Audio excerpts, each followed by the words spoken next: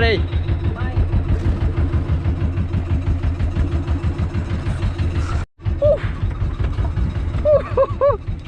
Nhô. Wow. Bỏ cái bầu điện lên cho nó sáng á. Wow, sao luôn.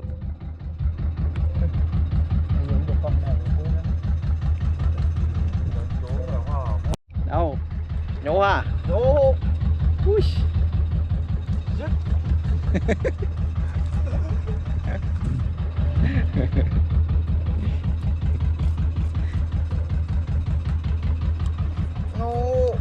Mấy con, bọn em ở đâu? Quay lại đây thử coi. Đây. Ơi, sướng. Sướng. Một đứa to anh em ơi, bự spe nghe không? Quay chết. Trời ơi. Đó, tiếp tục nữa này. Ui. Nó đứng lại. Ồ, để chưa. Ui. Qua một chè. Ồ.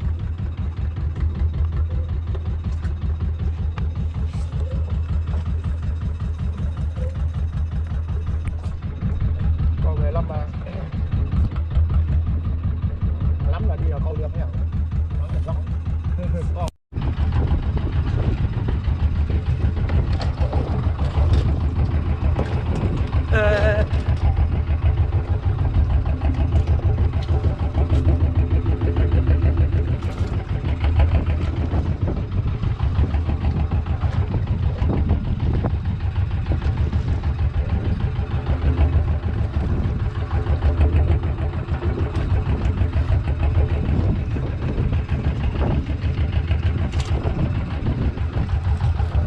Lé xuống không để cho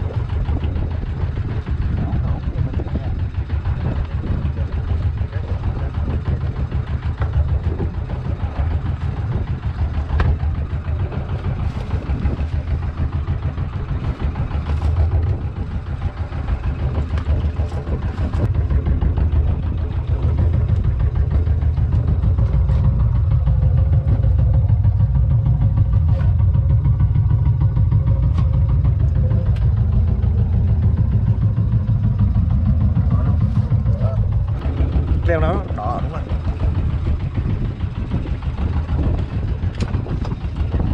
Không.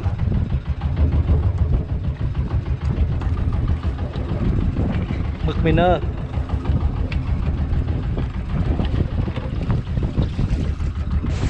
Wow, ý rồi đó. Thôi xin chào tạm biệt các bạn.